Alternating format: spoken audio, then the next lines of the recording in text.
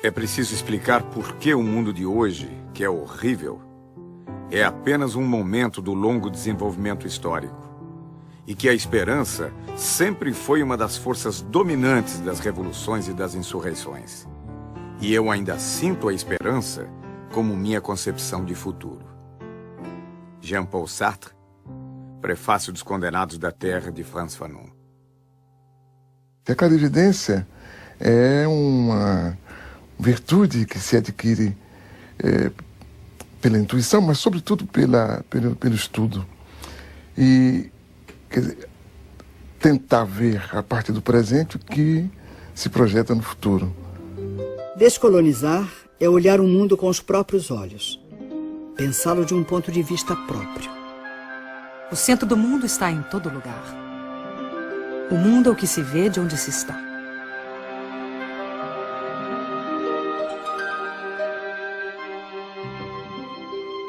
O olhar sobre a primeira globalização vem das viagens de descobrimento e conquista. Os imensos territórios conquistados não estavam desocupados. Em apenas um século, entre 1500 e 1600, dos 80 milhões de nativos existentes na América pré-colombiana, 70 milhões foram exterminados. 2.000 línguas desapareceram com eles. Tupis, quechuas, mapuches tiveram seus territórios ocupados e demarcados arbitrariamente, ignorando-se povos, culturas, línguas, religiões, para facilitar a dominação e o saque de suas riquezas. Os 10 milhões de africanos transplantados para o Brasil, depois de séculos de escravidão nas plantações de cana, de café e nos garimpos das Minas Gerais, ficaram abandonados à própria sorte. A primeira globalização do colonialismo se caracterizou pela ocupação territorial. A segunda globalização começa no fim do século XX, marcada pela fragmentação dos territórios.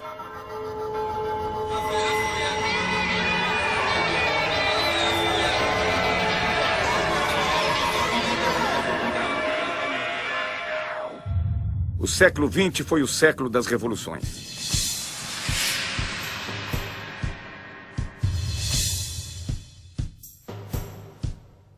As revoluções tecnológicas transformam as novas conquistas em sonhos de um mundo melhor.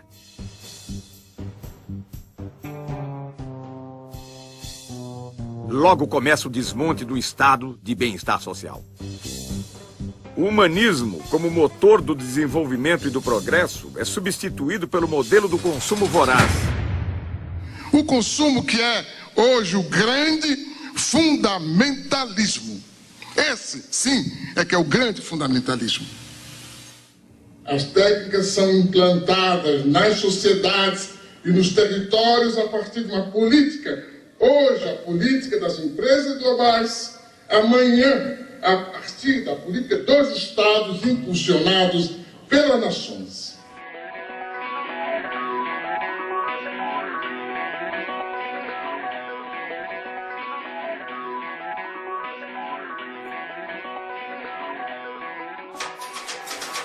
No dia 04, né? 4. Eu nunca pensei que ia chegar lá.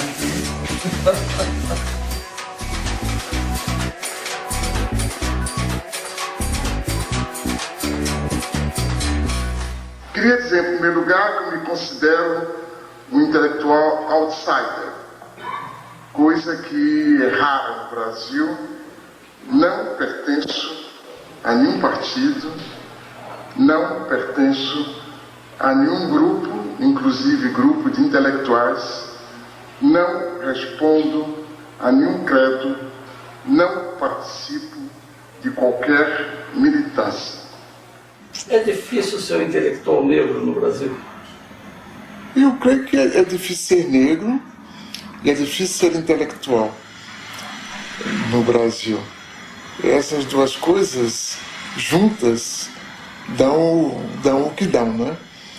É difícil ser negro porque, fora das situações de evidência, o cotidiano é muito pesado para os negros. É difícil ser intelectual porque não faz parte da cultura nacional ouvir tranquilamente uma palavra crítica, né? Por que a opção pela geografia? Eu acho que foi a opção pelo movimento.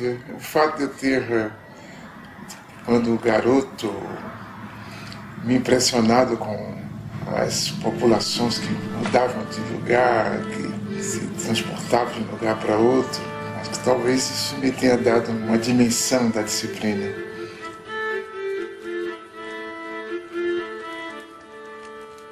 E o meu gosto pela história, sobretudo pela história do presente, me levou também a valorizar todo o processo contraditório. De modo que, não sendo um marxista ortodoxo, eu tenho medo disso, tenho medo dos marxistas ortodoxos, que eu creio que toda doutrina que não se busca renovar, ela corre o risco de se tornar uma religião, um dogma, por conseguinte de emburrecer e não de esclarecer. Desse modo eu me considero um marxista, ou se quiser, um marxizante. Ainda hoje?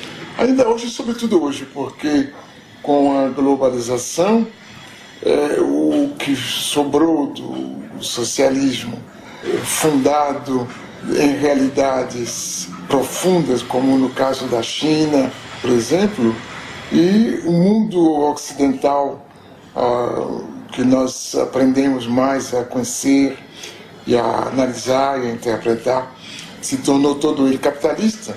Então, se tudo se torna capitalista, obrigatoriamente a contradição se instala, né?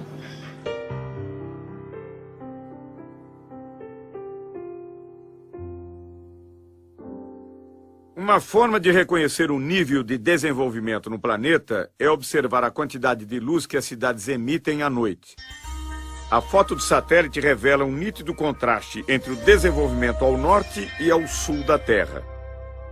A renda dos 500 indivíduos mais ricos do mundo é superior aos ganhos dos 416 milhões mais pobres. Em 1990, um norte-americano ganhava em média 38 vezes mais que um tanzano. Hoje ganha 61 vezes mais. Nunca houve uma oposição tão grande entre um pequeno grupo de países e a maioria esmagadora dos países da humanidade. Então nós temos um terceiro-mundismo em germe muito mais forte do que antes. E uma realidade da dependência muito maior do que antes. E talvez por aí é que vai surgir essa possibilidade de a gente construir um mundo de outra forma. De fato, se desejarmos escapar à crença de que esse mundo assim apresentado é verdadeiro, e não queremos admitir a permanência de sua percepção enganosa, devemos considerar a existência de pelo menos 3 mundos num só. O primeiro seria o mundo tal como nos fazem vê-lo, a globalização como fábula. O segundo seria o mundo tal como ele é, a globalização como perversidade. E o terceiro, o mundo como ele pode ser, uma outra globalização. Nunca na história da humanidade houve condições técnicas e científicas tão adequadas a construir um mundo da dignidade humana. Apenas essas condições foram expropriadas por um punhado de empresas que decidiram construir um mundo perverso. Cabe a nós fazer dessas condições materiais a condição material da produção de uma outra política.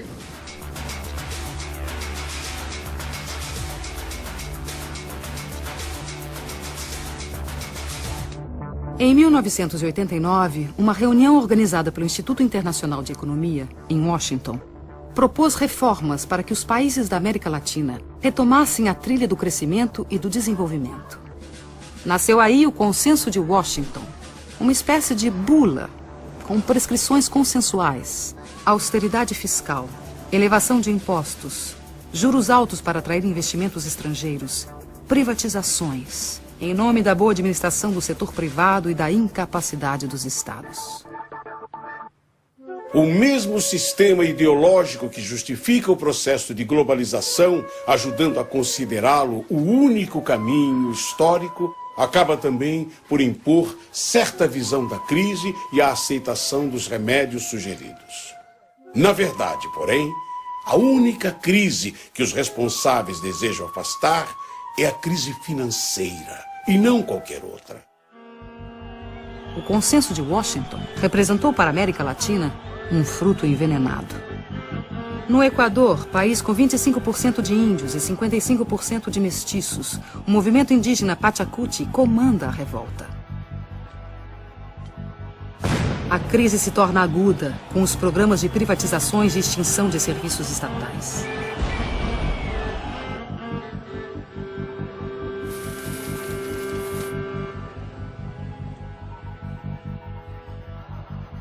Em janeiro de 2000, a completa dolarização da economia provoca um grave levante popular que termina 15 dias depois com a queda do presidente.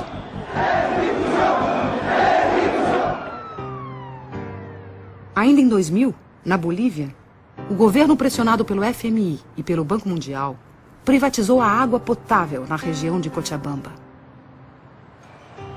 A resposta popular de uma sociedade formada por 70% de índios e mestiços explodiu em gigantescas rebeliões comandadas por movimentos sociais autônomos.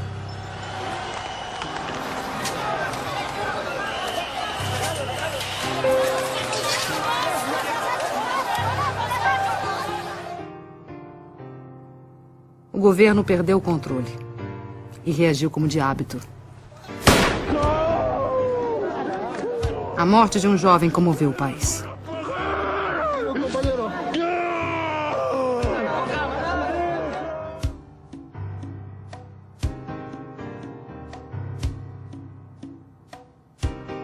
A pressão popular obrigou a desprivatização da água. A decisão e a luta de homens, mulheres, niños e ancianos de todo o povo de Cochabamba. Este es un primer paso que se ha dado, muy pequeño pero importante, de la significación que tiene la democracia. Muchos habíamos pensado que la globalización nos había quitado esa capacidad de poder unirnos, de poder organizarnos, esos sentimientos de solidaridad que la gente tuvo antes, en el pasado, cuando nos contaban sus viejas luchas, nuestros papás y nuestros abuelos. Em seguida, de setembro a dezembro de 2000, mais de 70 pessoas morreram na luta pelo controle do gás e petróleo. Exigíamos la nacionalización e industrialización de nuestros hidrocarburos. Pero como actualmente la clase política que está en el gobierno no nos hicieron caso. De inmediatamente ellos se juegan con el pueblo y todas las leyes y las decisiones que toman en el Parlamento siempre están en contra de los pobres. Nosotros tenemos un lema. Ese lema es el alto de pie, nunca de rodillas. Mira, el kilo de 10 kilos aquí nos está vendiendo a 25 bolivianos y allá a 60 centavos de dólar dice que venden en bruto. Y eso no es justo, señorita periodista, que nos haga de esta manera. Más al contrario, deberíamos de tener nosotros el gas a bajo precio para los bolivianos y para los extranjeros. Hubiese sido en un precio más alto, tal vez así. Pero ni aún así no estamos conformes. No, aquí queremos que se nacionalice y que se nacionalice. Eso es lo que queremos nosotros. A economia da Argentina foi destruída pela política da ditadura militar e destroçada pelos experimentos do neoliberalismo. Antes la competencia era insuficiente. Teníamos productos buenos, pero muchas veces el consumidor debía conformarse con lo que había sin poder comparar. Ahora tiene para elegir, además de los productos nacionales, los importados. As privatizações e a abertura da economia levaram a uma quebradeira total no país. Fábricas fecharam. Empreendimentos foram abandonados. Trabalhadores converteram-se em cartoneiros catadores de papel.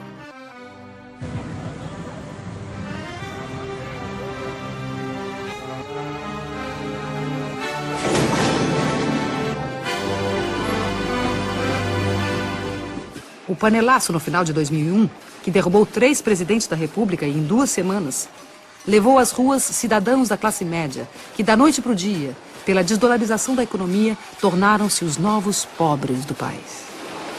Estamos llenos de canallas, atorrantes, vendepatria, sinvergüenza.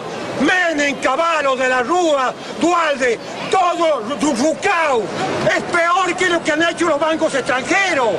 Porque estos tipos han vaciado las empresas argentinas y han dejado sin trabajo a los argentinos que se están muriendo de hambre, querido.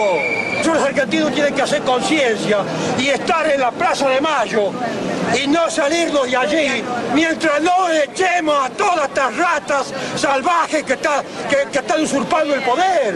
Son asesinos, igual que Dualde, son narcotraficantes, ladrones y todo lo que ustedes le puedan agregar, porque han destruido jubilados, familias completas, desocupados y a los trabajadores, a todos han destruido, le han robado los ahorros, así como me los robaron a mí, le robaron a todo el mundo, no tienen vergüenza, son la vergüenza mundial.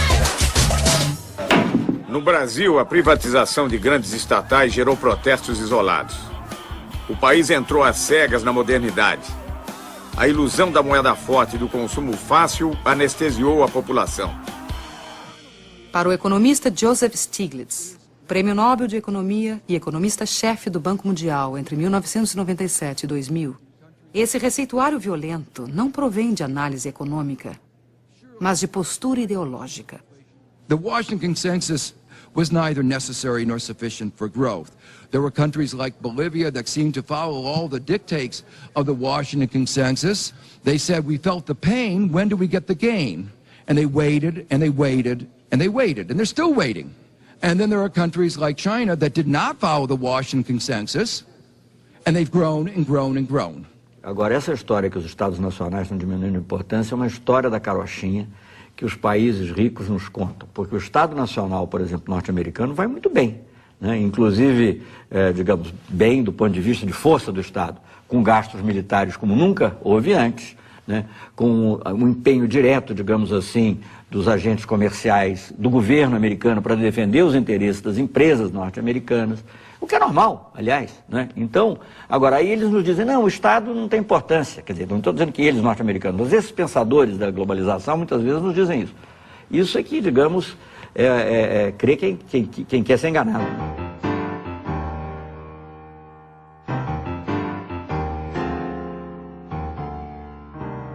O que nós estamos estudando aqui é, sobretudo, essa relação entre globalização, isto é, o grande dinheiro, a grande informação e o território. O território como matriz da vida social, econômica e política. A Boeing, maior montadora de aviões do mundo, é bom exemplo do fornecimento em rede planetária. O modelo 777 recebe componentes de 322 fornecedores em 38 países. E suas 3 milhões de peças, do rebite à turbina, são fabricados por 1.700 intermediários em 37 nações. De onde prosseguem para Everett, onde a Boeing tem o maior edifício industrial do mundo. Na montagem final, a Austrália fornece os lemes de direção e profundidade. O Canadá, a parte posterior das asas. O Reino Unido, os computadores primários de voo. O Japão, os lavatórios. E a Embraer do Brasil, uma peça do leme vertical. As grandes empresas são esse centro frouxo do mundo e que, escapando ao controle dos Estados e que se distanciando de uma relação mais obrigatória com os territórios, acaba por lhes permitir uma ação sem responsabilidade. As grandes empresas não têm responsabilidade social, não têm responsabilidade moral sobre tudo, e é por isso que desorganizam os territórios, tanto socialmente como moralmente. O filme Corporation, dos cineastas canadenses Mark Akbar, Jennifer Abbott e Joel Beckham, denuncia a exploração de mão de obra no terceiro mundo. Trata-se de uma divisão internacional de trabalho injusta e desigual. Distribuição de mais pobreza para os pobres e concentração de mais riqueza para os ricos. A Nike transferiu sua produção industrial para países onde não há limites para a exploração de mão de obra. Contabiliza o tempo de trabalho de seus funcionários em frações de segundo. Assim, mascara os verdadeiros valores dos salários pagos. O diretor do Comitê Nacional do Trabalho norte-americano, Charles Kenahan, denuncia a divisão do trabalho na globalização, que distribui migalhas mundo afora enquanto elimina empregos nos Estados Unidos.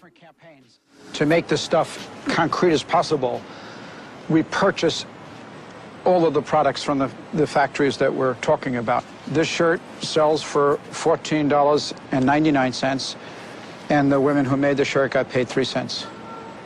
Liz Claiborne jackets made in El Salvador. The jackets are $178, and the workers were paid 74 cents for every jacket they made. Alpine car stereos, 31 cents an hour. De fato, para a grande maioria da humanidade, a globalização está se impondo como fábrica de perversidades. O desemprego crescente torna-se crônico. A pobreza aumenta e as classes médias perdem em qualidade de vida. O salário médio tende a baixar. A fome e o desabrigo se generalizam em todos os continentes. A fila na Marquês de Sapucaí, no Rio de Janeiro, não é para assistir a nenhum desfile de escola de samba, mas simplesmente para conquistar uma vaga para a gari da empresa pública de coleta de lixo da cidade. A abertura dos portões revela a angústia dos que lutam por um emprego estável e seguro nesta globalização, onde os de baixo, a cada dia que passa, trabalham mais com menos direitos.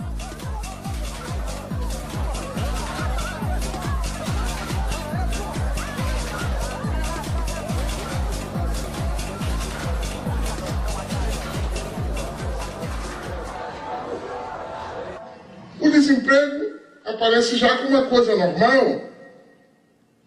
Os arautos da globalização e o aparente Estado explicam que o desemprego é uma condição para chegarmos a mais globalização. Por conseguinte, sofremos. Aumentam também o número de pobres. Há mais 600 milhões de pobres hoje do que em 1960. 1,5 bilhão de pessoas ganham menos de $1 por dia.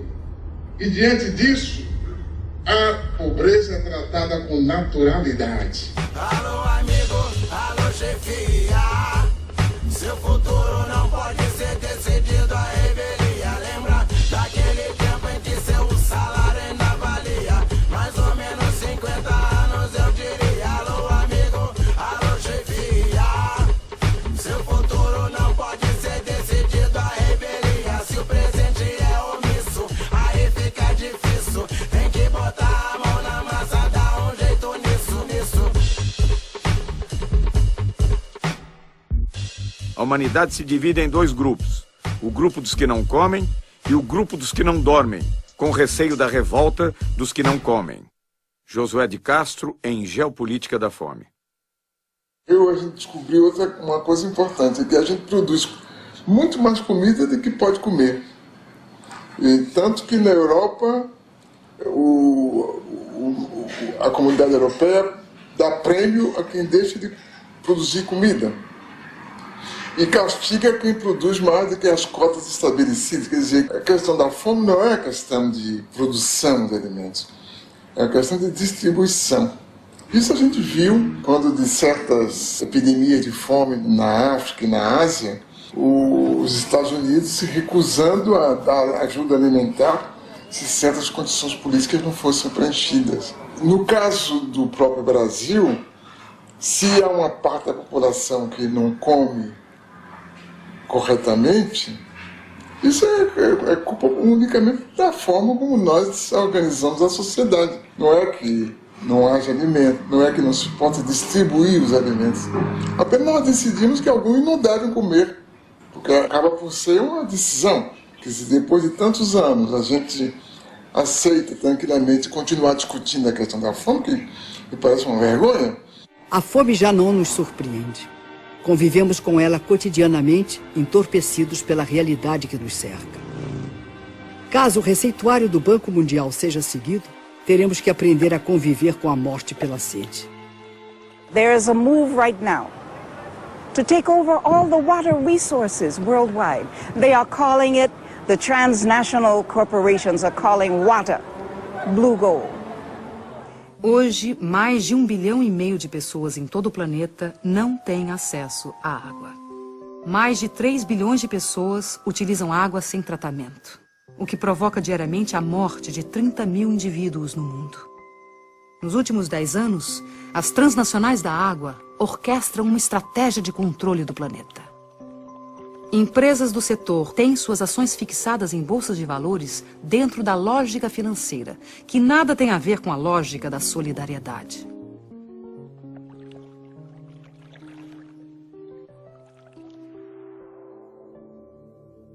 Em março de 2003, aconteceu o 3º Fórum Mundial da Água, em Kyoto, no Japão. Na pauta da discussão estava o tema da privatização dos recursos hídricos. Na mesa, os presidentes de multinacionais da água, ministros de relações exteriores, representantes do movimento popular e o diretor administrativo do Banco Mundial, Peter Voigt. The political question really is who owns water and who gets to control water. Here you're going to hear, or you are hearing, two very, very different visions of a future for water. On one side are those who see water as an economic good, to put water on the open market for sale to the highest bidder. On the other hand, you're going to hear the voice of a growing civil society movement who has a vision of water as a part of the global commons and treated as a public trust for all time by governments everywhere. At what point does a corporation not understand that we do not want you there, and when will you leave? मैं समझता हूं कि अब पूरी दुनिया में ये बात सिद्ध हो गई कि ये डिसेंट्रलाइज्ड वाटर मैनेजमेंट से सारे देश को दुनिया को पानी के लिए बचाया जा सकता है. Oscar Oliveira, o líder da rebelião em Cochabamba, na Bolívia, lança seu grito de advertência em Kyoto. Hace 3 años, después de 5 meses, más de medio millón de personas expulsaron a transnacional Bechtel porque quiso imponer un contrato de privatización totalmente al margen de la voluntad de la población. Varias de las transnacionales que están acá muchas veces manchan nuestra agua con sangre de los ciudadanos. No manchen más sus manos com sangre. Contra todas as evidências da injustiça, o representante do Banco Mundial insiste na política de privatização. Somebody has to pay for water, ladies and gentlemen. And I think we have come up with some practical choices. We haven't covered everything, as some of the speakers said. But in order to come up with the investments which are needed for the poor, and I agree 100% that we have to find ways of serving the poor in a way that they can afford the water. O tom ameaçador do discurso é contestado pelos representantes dos movimentos populares do mundo inteiro.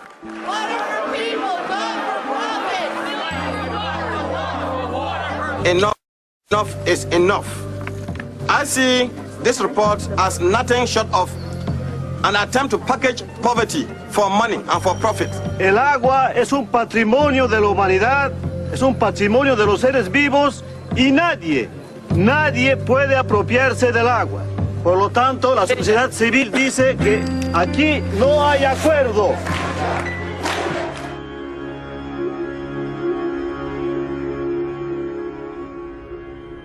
Os astronautas disseram que a única obra humana visível do espaço é a Grande Muralha da China. Esse dragão sinuoso de 23 séculos foi erguido contra as ameaças do deserto, os povos do norte árido, em busca das terras verdes do Império do Meio. O sonho comunista do internacionalismo proletário, incentivado pela Revolução Soviética de 1917, foi aos poucos substituído pelas barreiras construídas em torno da cortina de ferro. A mais célebre foi o Muro de Berlim, erguido em 1961 para separar a pureza do socialismo das desigualdades do capitalismo.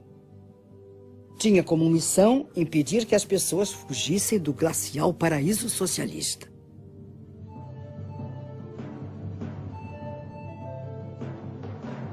Os muros da Internacional Capitalista são sólidos e bem delineados.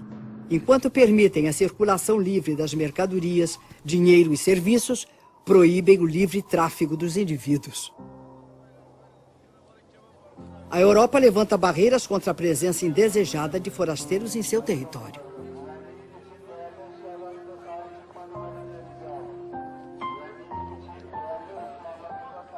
Refugiados frequentemente ficam no meio do caminho, sucumbindo de sede no deserto, afogados no Mediterrâneo, enquanto seus barcos precários naufragam. São ainda explorados pela máfia dos que os transportam clandestina e perigosamente. Os clandestinos são presos e recambiados para seus países. Os descendentes dos povos escravizados pelo colonialismo são excluídos do banquete da globalização. Qu'est-ce qui pousse ces gens, ces jeunes vers l'Europe? Mais c'est que justement, il n'y a pas de solution. Si vous mettez les économies de ces pays à genoux, avec la complicité de dirigeants que vous avez vous-même installés au pouvoir, mais effectivement, les gens ne vont pas mourir comme ça sans tenter de réagir. Évidemment, une chose peut paraître bizarre, c'est, pour moi en tout cas, toute cette énergie que des jeunes Africains mettent pour aller vivre en Europe. Pourquoi ils ne la mettent pas pour rester chez eux et se battre contre des systèmes politiques corrompus? Nos Estados Unidos, saltar cercas, cruzar rios ou atravessar desertos para vencer os muros que separam a fome do emprego pode provocar muito mais que ferimentos. Podem representar a prisão ou a morte. Armas que mais parecem sair de filmes de ficção científica são utilizadas para impedir a imigração não desejada. As barreiras naturais, o Rio Grande, o deserto e a polícia de fronteira se encarregam do resto. O presidente da República dos Estados Unidos elogia a eficiência do controle de fronteiras para impedir a entrada de brasileiros. Thanks to our actions, Brazilian illegal immigration dropped by 90%. Este controle já custou muitas vidas dos que sonharam um dia fazer a América. Teríamos que recomeçar o debate da civilização, que a gente abandonou. A gente passou a debater o crescimento econômico, né? Se vamos aumentar os juros, se vamos diminuir, se vamos facilitar um pouco de inflação ou não. Mas a civilização na própria quase que não é objeto de discussão. E isso abre espaço para qualquer forma de barbárie como essa, pela qual a gente deixa morrer crianças e velhos e adultos tranquilamente.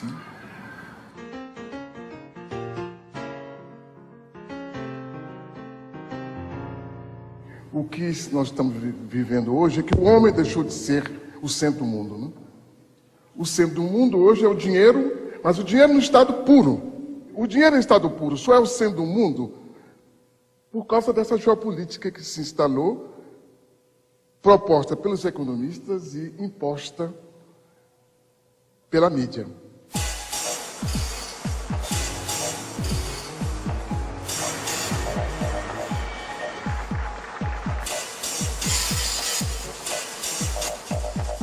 Davos, estância situada nos Alpes suíços, imortalizada por Thomas Mann, na Montanha Mágica. A partir de 1970, a cidade de Davos torna-se berço do pensamento único, dogma sobre a globalização ancorada no livre mercado como trilha para o paraíso. A antropologia moderna registra aí o surgimento do Homo Davos, que apregou o fim da história e propõe a criação de fundos para anestesiar a pobreza. I'd like to offer you $10,000 to help buy you some bed nets. Would anyone else like to be on a team with me and stand up and offer some money and help him as well? 50,000. Thank you. Would anyone else like to stand up and help President Nkapa? President Nkapa needs help today. So if you could just stand up in the room, if you'll be on a team with me, just stand up in the room if you'll help President Nkapa today, because he needs help today. A chamada mídia, ela tem um papel de intermediação que a gente talvez não possa dizer que é inocente, mas não parte dela realmente, ou não é dela o poder. O poder é de um pequeno número de agências internacionais da informação, estreitamente ligadas ao mundo da produção material, ao mundo das finanças, que controla de maneira extremamente eficaz a interpretação do que está se passando no mundo, né? E de uma forma que se torna clara quando a gente pega os jornais e vê a repetição quase que servil das mesmas fotografias, das mesmas manchetes, das mesmas ideias, dos mesmos debates, que indicam que alguma coisa está por trás de tudo isso, né? O redator de um importante jornal está fechando a edição do dia seguinte sem grandes notícias para compor a primeira página. Chega o fotógrafo e diz: Chefe, tenho a notícia e a foto. Um cachorro raivoso atacou a menininha de 7 anos e ninguém fez nada. Até que esse homem se lançou sobre o cachorro, agarrou pela garganta e matou. O editor exclama, maravilhado: Oh, este homem é um herói. Amanhã todos poderão ler da primeira página. Valente nova-iorquino salva a vida de menininha. O fotógrafo responde: Pois é, chefe. Só tem uma coisa. O homem não é nova-iorquino. Oh, melhor. Será então valente americano salva a vida de uma menininha. O fotógrafo sem jeito diz: Bem, chefe, ele é árabe. No dia seguinte sai o jornal. Extra, extra! Terrorista árabe massacra de maneira selvagem cachorro americano de raça pura! Extra, extra! Como podemos, mesmo assim, admirar-nos de que ali e aqui estão em guerras e corra o sangue, já que a nova ordem mundial que se constrói é baseada numa competitividade sem limites morais. Não há produção excessiva de informação, mas de ruídos. Existem os fatos. As notícias são interpretações desses fatos.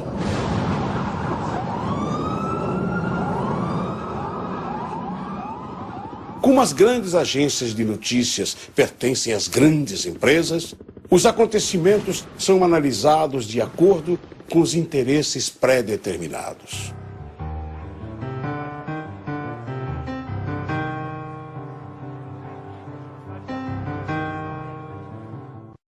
We're gonna bomb them over there.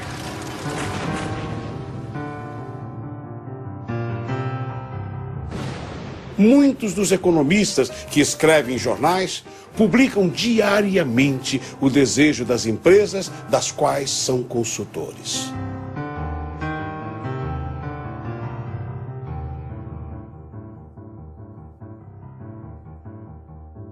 A informação, o grande instrumento da grande finança, a informação, o grande instrumento do processo de globalitarismo, de produção de novas formas totalitárias de vida, mas que manejada por um pequenos grupos, de forma inteligente, produz exatamente o efeito oposto.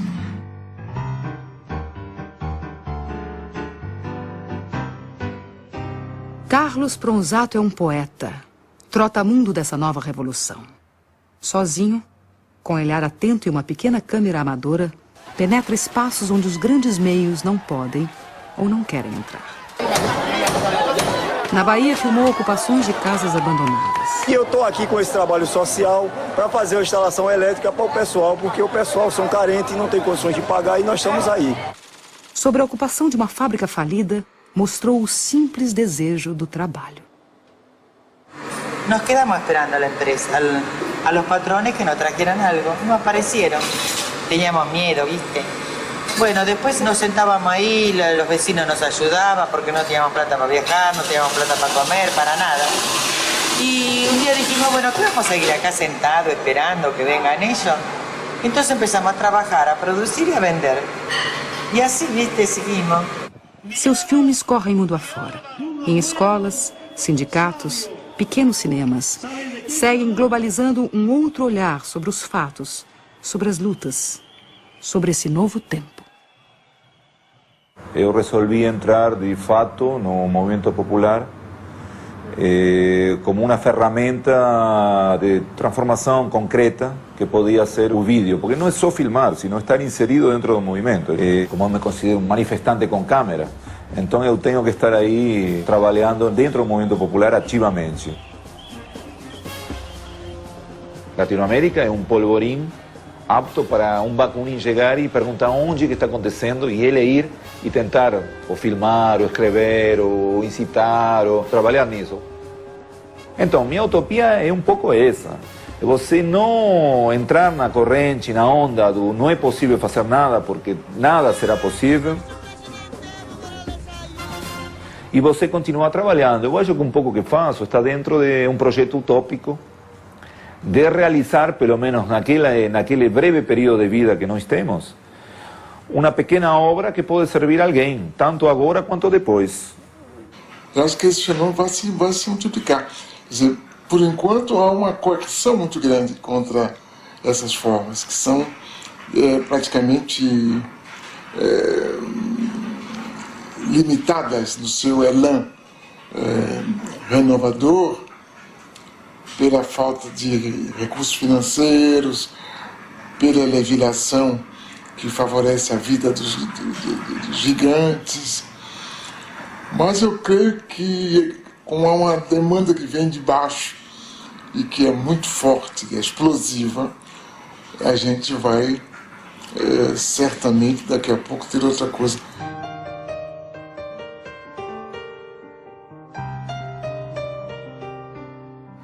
Se eu olhar para trás na minha própria vida, eu vejo que hoje é muito mais fácil ser universal aqui mesmo. A primeira vez que eu entendi, que comecei a entender o mundo, foi quando deixei a Bahia para ir estudar na França. E, lendo jornais que me apresentaram o mundo de uma outra forma. Hoje não, qualquer pessoa com uma curiosidade mais aguçada acaba percebendo como o mundo é. Acho que essa que é a outra grande novidade, acho, do nosso tempo, e que vai permitir que, sem abandonar o que a gente é, indígena, a gente seja perfeitamente universal. Os Krenak, que em sua língua original chamam-se Burum, registravam uma população de 5.000 pessoas no início do século XX. Número que se reduziu a 130 indivíduos em 1989. E com esforço fecharam um século com 150 pessoas. Ailton Krenak nasceu no Vale do Rio Doce, Minas Gerais. É produtor gráfico e jornalista.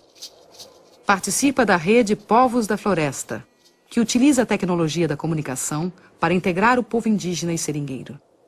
Eu acho que para o começo do século XXI, essas trocas de novas tecnologias que não fomos nós que criamos e nem somos nós que fabricamos, vai ser o grande evento para os nossos povos. Eu ainda não consigo acreditar com meus próprios olhos, porque eu ainda não estou vendo mal. Isso para mim é um sonho. Eu não consigo acreditar que isso ainda é verdade. a gente poder acessar a internet aqui da aldeia. Vocês puderam ver que isso aqui não é um brinquedinho, sabe, de ficar teclando. Não, isso é uma coisa de muita importância pra gente, entendeu? Até mesmo porque é distância. Porque se a gente morasse na beira de uma estrada próxima à cidade, talvez isso não seria tão importante pra gente, porque a gente podia ir na cidade e fazer isso rapidinho. Tirar, trazer. Mas a distância, pelo limite que a gente mora, isso é precioso. Chega assim como uma coisa muito, muito grande pra gente, como realmente um sonho. O exemplo da câmera, né, poder fazer uma imagem animada, de poder transmitir uma imagem dessa, ela tem a importância que os Achaninka agora lá no Alto Rio Juruá demonstraram, quando eles conseguiram botar para o mundo inteiro uma situação de risco que a floresta estava correndo com a entrada de madeireiras, de invasão no território deles, mandando uma mensagem para a rede, com imagem do que estava acontecendo, com texto, mobilizou gente no mundo inteiro. Você não imagina como que o pessoal local ficou mobilizado em torno dessa ideia de eles poderem se comunicar com o mundo sem ter que ficar pedindo licença para a prefeitura local. Na verdade, eu acho que isso, em alguns casos, do ponto de vista político, vai significar a libertação de comunidades que historicamente eram controladas ali, porque não sabiam o que estava acontecendo no mundo. De repente, eles vão conversar com todo mundo. Aí acabou aquele intermediário ali no meio do caminho. É a primeira vez na história na qual a gente convive com o futuro possível. Acho que essa que é a grande novidade da nossa geração, é essa capacidade que nos foi dada de conviver com o futuro possível, que não é nada do domínio dos filósofos, é algo que tanto nós que imaginamos ser intelectuais, sabemos que existe, como o rapaz pobre da periferia que inventa uma música revolucionária e que explica o seu mundo. Acho que essa que é a grande novidade. Brasília, conhecida por sua arquitetura arrojada, é uma das cidades mais fotografadas do mundo. Perto de Brasília fica a Ceilândia. É o reverso do cartão postal. Aqui moram muitos dos que trabalham na capital. Respeito todas as quebradas, becos e vielas, quebras cabulosas, satélites, qualquer favela. Todas se parecem muito, só que essa aí é diferente. A Ceilândia é conhecida pelo maior índice de violência da região. Aqui vive Adirley, ex-jogador de futebol. Cursou comunicação e tornou-se cineasta. Documenta a arte produzida na periferia, onde seus amigos de infância contam e cantam em rap o cotidiano. Com uma câmera digital, documenta a cultura da periferia. O cinema que a gente quer mostrar é o cinema que a gente experimenta. É a nossa experiência de vida, nada mais que isso. É o nosso ponto de vista só. É a experiência de ser morador de Ceilândia, morador de periferia. É a indignação de não se ver nas telas, vamos dizer assim. Mas eu acho que a possibilidade de fazer cinema vem com toda a história do Milton Santos também, né? Que é se apropriar da cultura de massa. Se apropriar de uma câmera hoje que é difícil, ainda é caro, mas é mais viável. Hoje, com uma pequena aparelhagem informática, eletrônica, com meios limitados, também se faz opinião, também se produzem coisas centrais na reelaboração da história. O ex... Sou negão careca da Ceilândia mesmo, e daí? Jamaica, o Marquinhos, Japão... Sou ceilandense, não sou brasileiro. Eles já fazem as bases dele no fundo de quintal aqui, numa casa como essa aqui. A gente se mirou nisso para iniciar esse processo de cinema. Então vamos tentar fazer também um cinema que tenha como exemplo o modo de produção do rap. Parceira subia mandando um recado. Aqui é foda, mas irmão, eu amo essa porra. Ceilândia Norte, resistência, velho, eu tô de boa. Eu curto música de preto, eu curto rap nacional, eu não curto black music. Black music quem curte é os playboy. Não, vou curtir uma black music porque é bonitinho. Agora se falar música de preto, não. Música de preto, não. Pô, que coisa feia. Porra, mãe, eu canto música de preto, meu filho. Fala black music. Até minha mãe que veio do Nordeste quer falar black music. Tá entendendo? Na nossa quebrada a parada é mais quente. Mais de 500 mil e pra eles somos lixo. Lutando pra sobreviver, tratados como bichos escrotos. Ratos de esgoto, vermes rastejantes. Cobras tipos peçonhentos, monstros repugnantes. Terra sem lei, Nova Babel, casa do caralho. Cu do mundo, baixa da égua. Foda-se o que dizem, véi. Ceilândia é minha quebra. Até hoje, assim, dentro da cidade, tem muito preconceito com relação ao rap. Rap é música de bandido, é música de preto, é música de marginal, é música de desempregado. Esses caras sofreram pra caramba, cara. O Jamaica conta histórias assim que são geniais no sentido assim, do preconceito que ele sofria de ser um rapper. Os nomes dos lugares: Planeta dos Macacos, Caldeirão do Diabo, Vila do Cachorro Sentado. Velho. Onde só tinha bandido, velho. Pra eles só tinha bandido. Eu acho que o rap é um cara de periferia a dar identidade à periferia, a dar nome às pessoas e a contar as histórias da perspectiva deles. Então a gente também está se baseando, tentando fazer cinema nessa perspectiva. Que a ideia é ver dentro da cidade essas formas de solidariedade. E você tem a produção dentro da cidade de formas solidárias que tem expressão econômica e política. Né? Em contraposição com essa produção da violência. Eu acho que há uma multiplicidade de fenômenos de baixo que a gente não dá importância, porque a gente dá mais importância chamada violência. Os jornais falam da violência dos bairros, tem bairros mal falados porque violentos. Olhares do Morro está por aí, a gente está olhando tudo o que acontece na comunidade. Mas as outras formas todas de manifestação, que são propriamente culturais, mas que não aparecem com essa aura de cultura que é reservada, digamos assim, a parcelas já privilegiadas que fazem cultura, os outros fazem outras coisas. A gente não admite dizer imediatamente que o que eles fazem é cultura, porque o que eles fazem é cultura e é política ao mesmo tempo, né?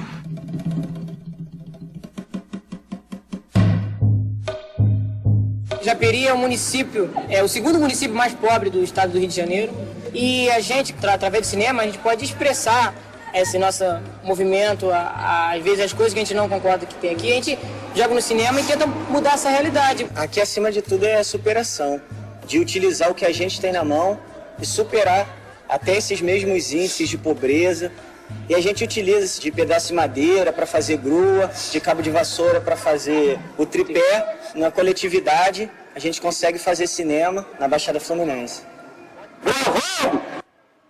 A gente partiu de uma necessidade de um resgate da memória e do folclore daqui do município de Japeri. E utilizando numa ficção, que é o marido chegando em casa bêbado e dando satisfação para sua esposa porque chegou bêbado. E a satisfação que ele dá é a partir do folclore de Japeri.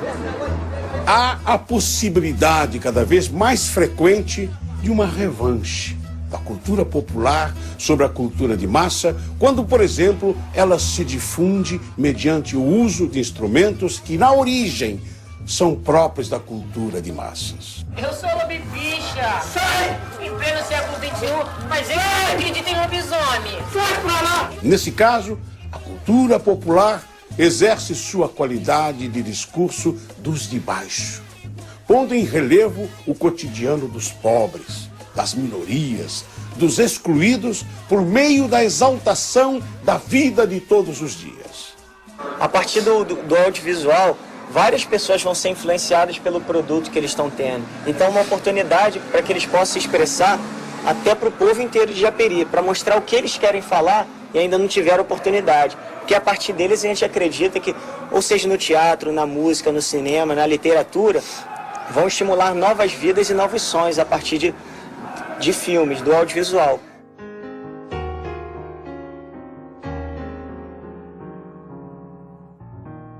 Eu estou seguro de que o período tecnológico da história do homem está terminando. E estamos entrando num período que eu chamaria de demográfico. Tenho medo de usar a palavra popular, porque isso poderia acarretar a destruição prematura da ideia. Os atores que vão mudar a história são os atores de baixo. Então eles vão agir de baixo para cima. Os pobres em cada país, os países pobres dentro dos diversos continentes, os continentes pobres face aos continentes ricos. De tal forma, nós não vamos ter uma evolução sincronizada como essa, digamos assim, do processo de globalização. Haverá explosões aqui e ali, em momentos diferentes, mas que serão impossíveis de conter. Vamos tudo queimar isso tudo, senão o Estado não ouve a gente. Eu acho que quando a gente abre um jornal, ou olha a televisão, se a gente pode interpretar o que está por trás de tudo isso, a gente já vê que são outras formas de explosão ligadas à religião. Por exemplo, essas religiões aguerridas como os muçulmanos, né? Que têm uma formidável força intelectual e moral também nisso, face à nossa civilização greco-ocidental. Esse combate silencioso que é feito, por exemplo, por esse 1 bilhão e 100 milhões de pessoas na Índia, cuja formidável preocupação é a produção do conhecimento, e que a gente nem sabe direito que eles têm essa religião do conhecimento, né? Que eles utilizam em benefício da sua própria nação. Essa outra coisa extraordinária que é a China, né? Que a gente imagina que está se tornando capitalista, mas que na realidade está usando ao seu modo os instrumentos que o nosso tempo oferece. Acho que todas essas formidáveis mudanças que vão garantir essa produção de um mundo novo.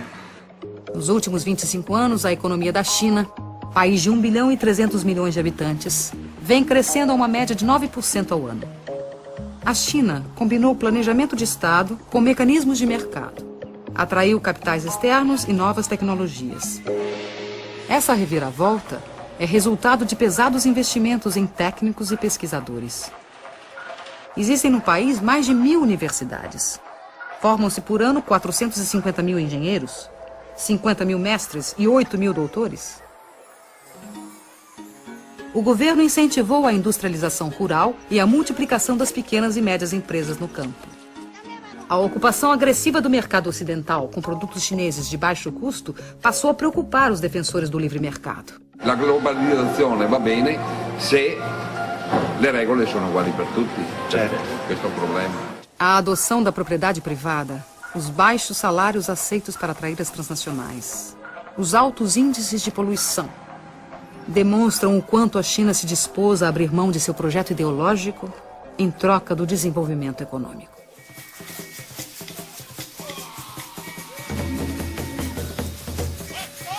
Devemos recusar categoricamente a situação a que os países ocidentais querem nos condenar. O colonialismo e o imperialismo não pagaram suas contas quando retiraram suas bandeiras e suas forças policiais de nossos territórios.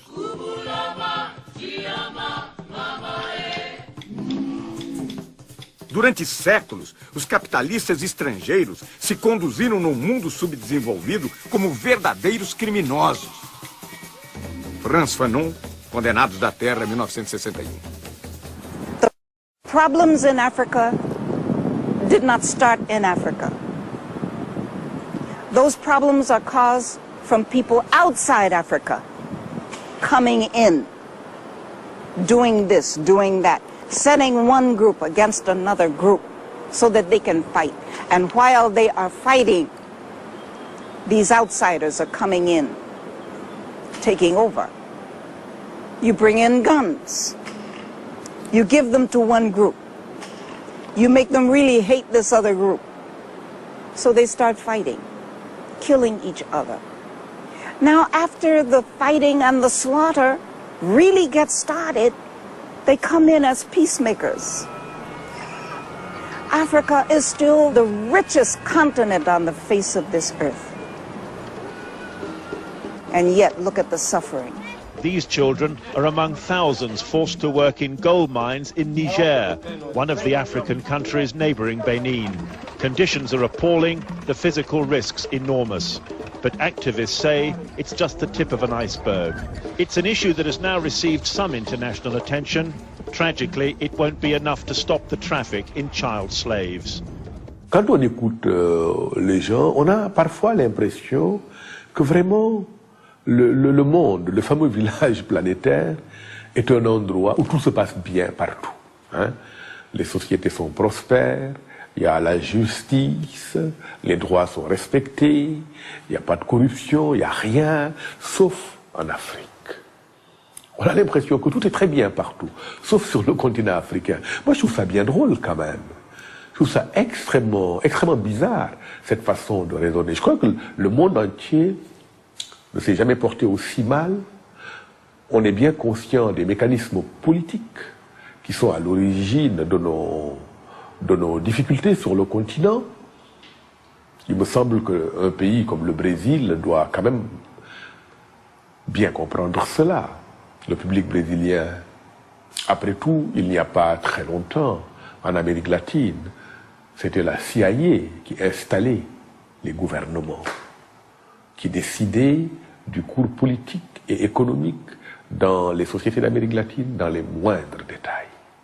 Eh bien, nous, ça revient d'ailleurs à la première question, nous ne sommes pas encore sortis de cette situation. Tú decías cuál va a ser el destino de América Latina. Yo no lo sé, pero sé cuál es el desafío. El desafío es, ¿vamos a convertirnos en la triste caricatura del norte? ¿Vamos a ser como ellos? ¿A repetir los horrores de la sociedad de consumo que está devorando el planeta? ¿Vamos a ser violentos? ¿Vamos a creer que estamos condenados a la guerra incesante? ¿O vamos a generar otro mundo diferente? Vamos a ofrecer al mundo un mundo diferente. Que yo creo que ese es el desafío que tenemos planteado. Hoy por hoy somos, la verdad, caricaturas bastante tristes de modos de vida que se nos imponen desde afuera. Y estamos gobernados por sistemas de poder que cada día nos convencen de que no hay virtud más alta que la virtud del papagayo. Que no hay habilidad comparable a la habilidad del mono. El papagayo, el mono, los que imitan, los ecos de voces ajenas. Nós decidimos ser europeus, né? E insistimos em ser europeus, nos recusamos a pensar como nós próprios, porque achamos mais chique pensar como os europeus e os americanos. E aí temos uma enorme dificuldade para entender o mundo. E essa enorme dificuldade também nos deixa meio atarantados, meio tolos diante da história que está se fazendo. Daí a própria política brasileira é um pouco perdida, porque nós não sabemos muito o que fazer com o mundo novo, porque não descobrimos as formas de pensar esse mundo novo a partir de nós próprios.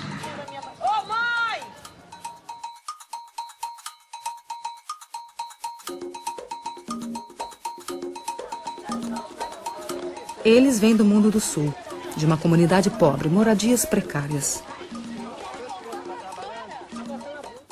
Eles vêm do mundo do norte. Querem ver de perto como vive esta gente nos trópicos. Hoje é dia de festa. Essas pessoas vão para um passeio organizado num dos mais movimentados shoppings da zona sul do Rio de Janeiro. Passeio de bacana. Dia de festa. São os suspeitos de sempre. Vocês estão indo pra onde? Nós estamos indo ao shopping. Qual shopping? Ainda não foi tido, não. O que a gente escolher, a gente vai lá. A gente vai passear só no shopping. Vamos só comer um pãozinho com uma mortadela no shopping. Então, Pacífico, posso cortar com isso?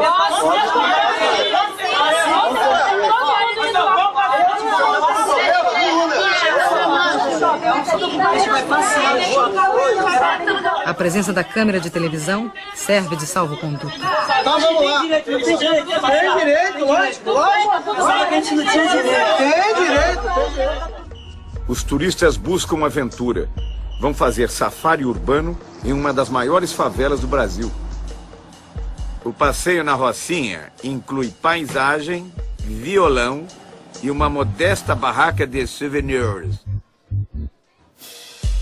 ambiente hostil, condições externas extremas, extremamente inóspitas a novas ideias, mobilidade relativa. O meu trabalho é um trabalho tão simples, o que os outros vão dizer? Aí fica difícil para mim. O encontro inesperado entre os habituês do shopping e o sem-teto provoca surpresas. Observam e são observados.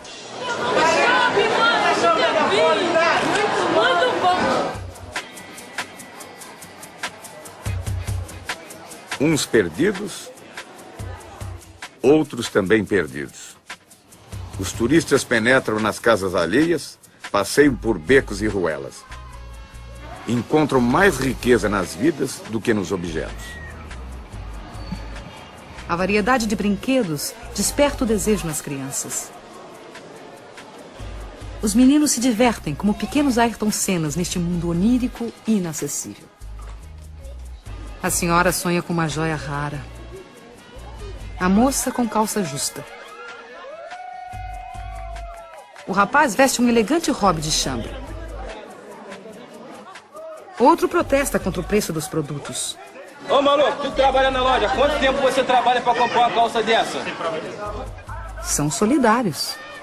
Dividem entre si o pão com mortadela, enquanto dividem a mesa com os outros frequentadores.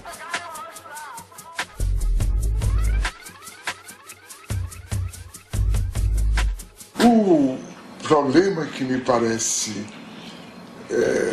importante com a globalização é, digamos, a segmentação da formulação dos códigos éticos.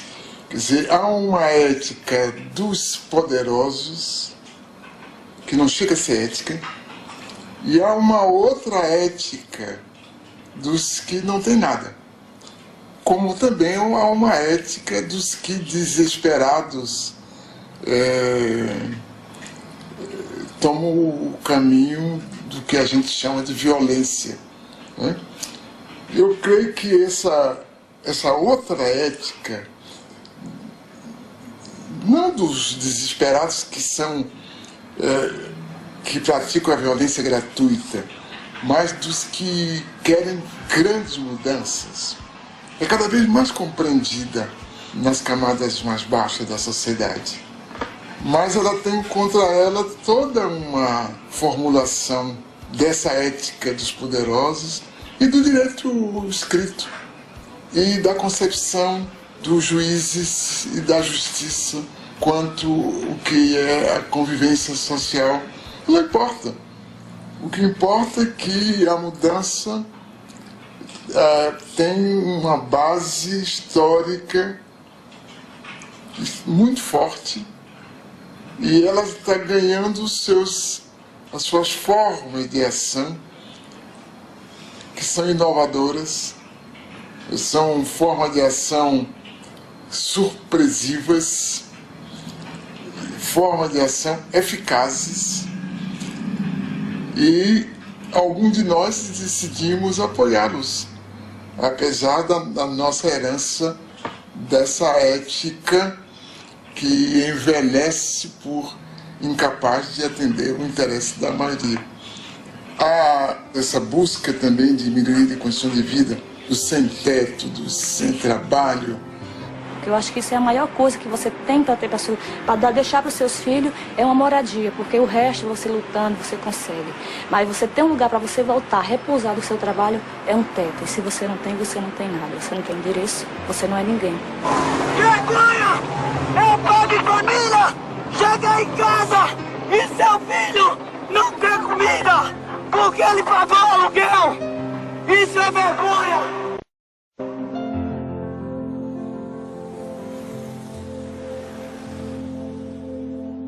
O direito à moradia é um direito humano garantido na Constituição brasileira, nas convenções internacionais e na Conferência do Habitat 2. Então o que a gente está querendo aqui é que se vale que sejam que sejam válidos os direitos que já são garantidos pela própria Constituição Federal, né?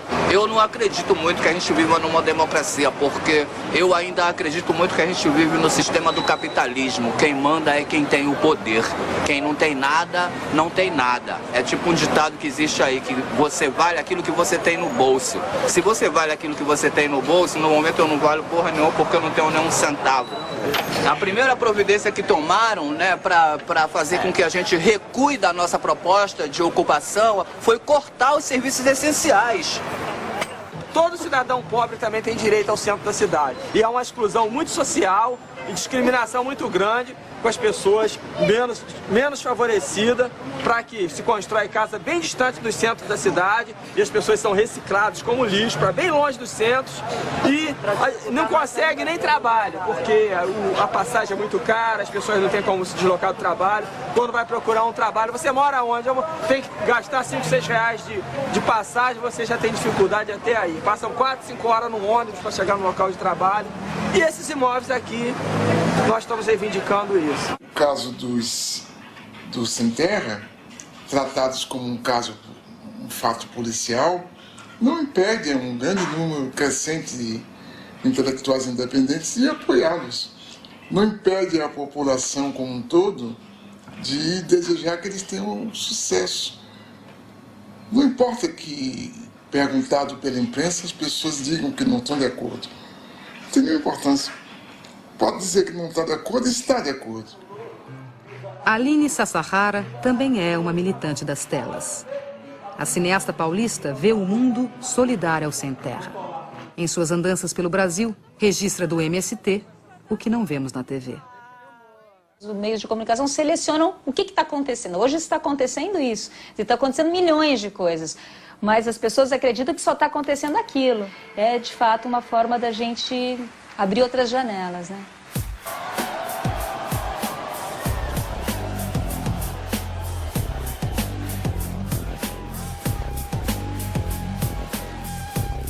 A Escola Nacional Florestan Fernandes, construída pelos próprios trabalhadores do MST, é a primeira universidade popular do Brasil, feita para capacitar os camponeses e seus filhos e prepará-los para um modelo de desenvolvimento solidário.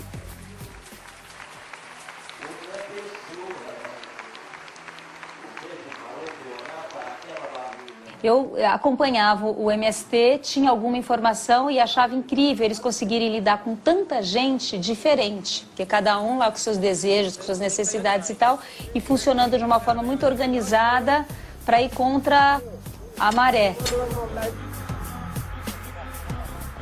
A marcha foi um momento de encontro, parecia que todo o movimento estava reunido ali.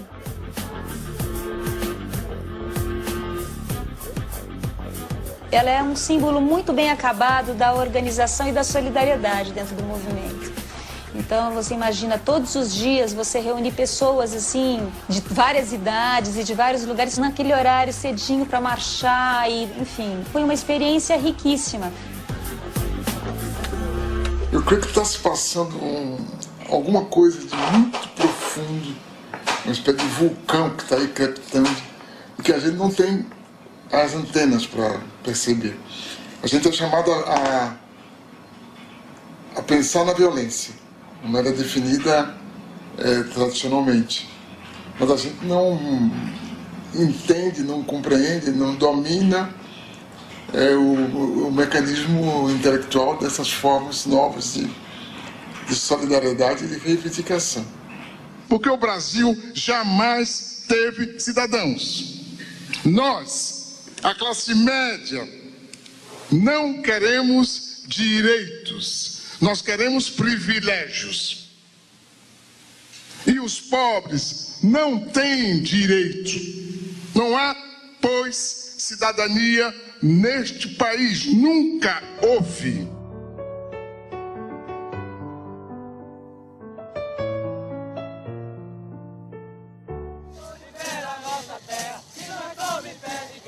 As formas tradicionais de democracia já não convencem os mais pobres. Para muitos, a ação direta nas ruas é o meio de se fazer ouvir. Os diversos movimentos populares buscam alternativas para uma globalização solidária.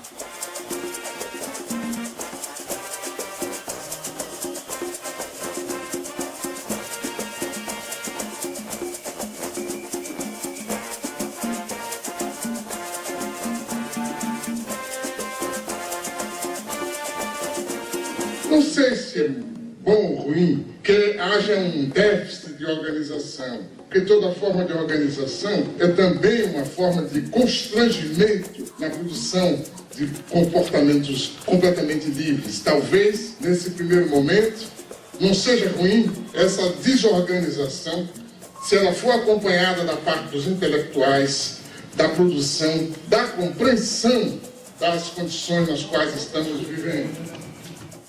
Mas creio que haveria que buscar formas que eu penso que só a partir do Estado é possível fazer.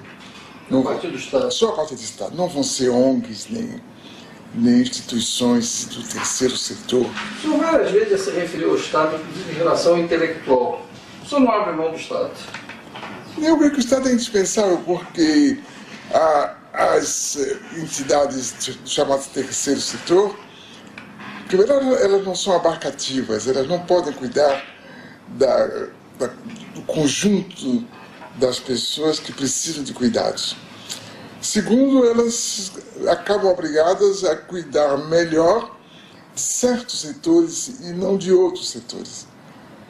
Enquanto que o Estado, através do exercício da política, a tendência dele é cuidar de todas as pessoas. Quer dizer, essa produção democrática, realmente democrática, que as ONGs ou o terceiro setor não podem, pela sua própria definição, cuidar, porque tem as limitações de sua origem, do seu financiamento, dos seus objetivos. Então o Estado se torna algo cada vez mais indispensável, porque as fontes criadoras de diferença, de desigualdade, são muito mais fortes do que no passado. Então, para desmanchar essas diferenças, para reduzir essas desigualdades, é necessário um Estado que intervenha, um Estado socializante, por conseguinte. Tudo se discute neste mundo, menos uma única coisa que não se discute. Não se discute a democracia. A democracia está aí como se fosse uma espécie de santa de altar, de quem já não se esperam milagres, mas que está aí como uma referência, a democracia. E não se repara que a democracia em que vivemos é uma democracia sequestrada, condicionada, amputada, porque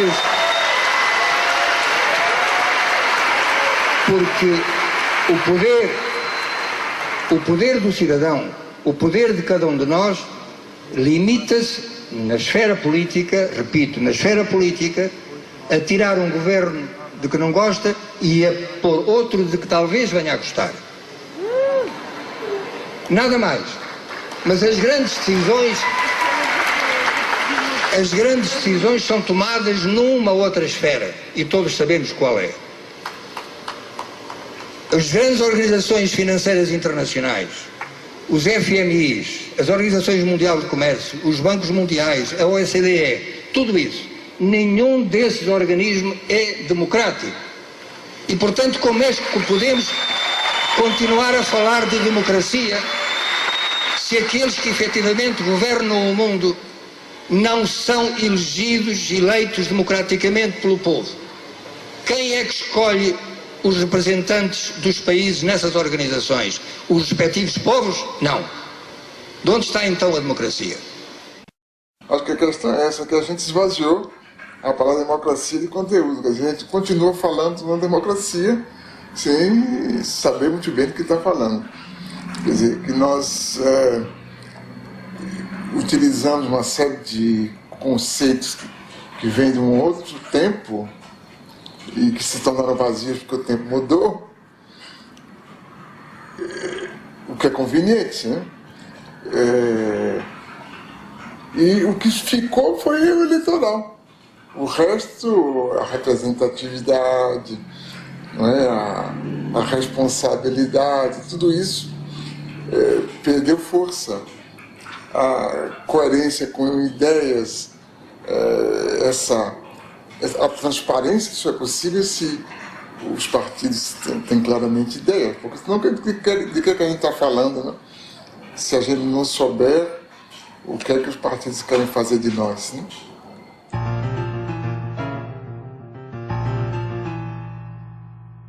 Nós reclamamos contra os totalitarismos, né? O fascismo, o nazismo, e caímos noutras formas de totalitarismo, essa atual, né? Onde nos é exigido um comportamento standard, onde para ser eficaz tem que seguir o mesmo modelo, uma mesma bula, onde os caminhos parecem ser marcados de forma rígida e todo escape é punido na primeira esquina. Então, acho que nunca houve um mundo que espalhasse que a liberdade é a forma suprema de vida e, ao mesmo tempo, suprimisse a verdadeira liberdade, porque essa carência de liberdade que compromete, inclusive, o exercício da cidadania, eu creio que é uma marca de nosso tempo que mais cedo ou mais tarde vai se mostrar insuportável, como os totalitarismos tiveram seus dias também contados, né? Então, a globalização, ela produz esse globalitarismo que existe para reproduzir a globalização. Eu acho que é esse ciclo vicioso que a gente vai ter que quebrar através, digamos, da produção de formas democráticas que sejam realmente democráticas. O professor Milton Santos nasceu em 1926 em Brotas de Macaúbas, interior da Bahia. Neto de escravos, filho de professores, foi alfabetizado em casa pelos pais. Formado em Direito, em Salvador trabalhou como jornalista. Foi para a França, de onde voltou em 1958, doutor em Geografia. O golpe militar de 64 obrigou-o a sair do Brasil. Morou na França, Tanzânia, Venezuela, Estados Unidos, Canadá. Escreveu 40 livros. Recebeu o título de doutor honoris causa por 20 universidades e o prêmio Vautrin-Lud, o mais importante no mundo em geografia. Pensou a economia espacial, a urbanização latino-americana e vislumbrou uma utopia para o século XXI na condição de geógrafo no terceiro mundo. Eu creio que as condições da história atual permitem ver que outra realidade é possível. Essa outra realidade é boa para a maior parte da sociedade. E nesse sentido, a gente é otimista. A gente é pessimista quanto ao que está aí, mas otimista quanto ao que pode chegar. Virar uma globalização solidária? Sim. Acho que a humanidade está destinada Bom. Porque na verdade nunca houve humanidade, agora está vendo, né? É verdade. Acho que essa que é a coisa. Então nós estamos fazendo os ensaios do que será a humanidade. Nunca houve.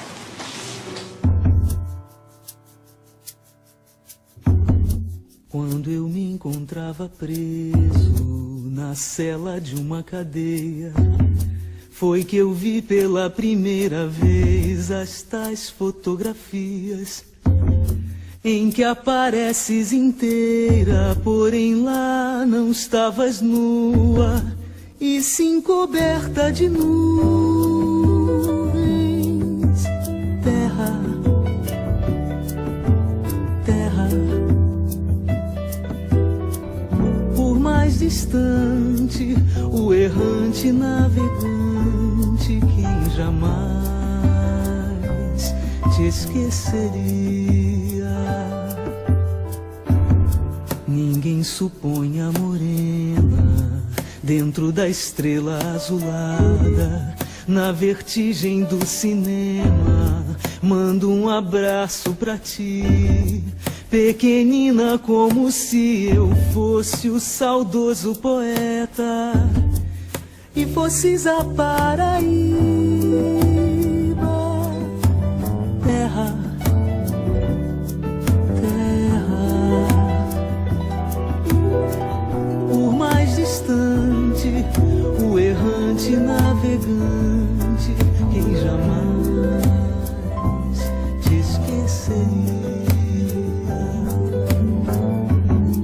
Eu estou apaixonado por uma menina terra, signo do elemento terra, do mar se diz terra vista. Terra para o pé firmeza, terra para a mão carícia, outros astros lhe são guia. Terra, terra, por mais distante, o errante navegante que jamais te esqueceria.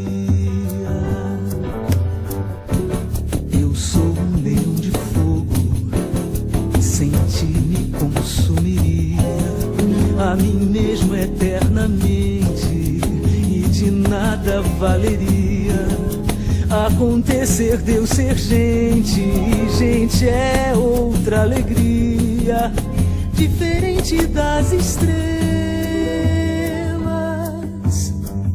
Terra, terra, por mais distante, o errante navegante, quem jamais te esqueceria.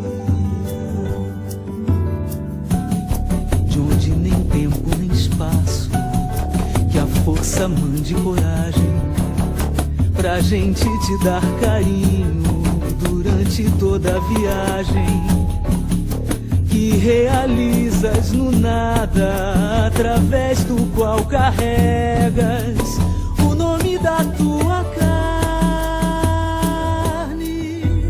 Terra, terra, por mais distante, o errante navegante que jamais te esqueceria. Nas sacadas dos sobrados da velha São Salvador, há lembranças de donzelas do tempo do imperador. Tudo, tudo na Bahia faz a gente querer bem. A Bahia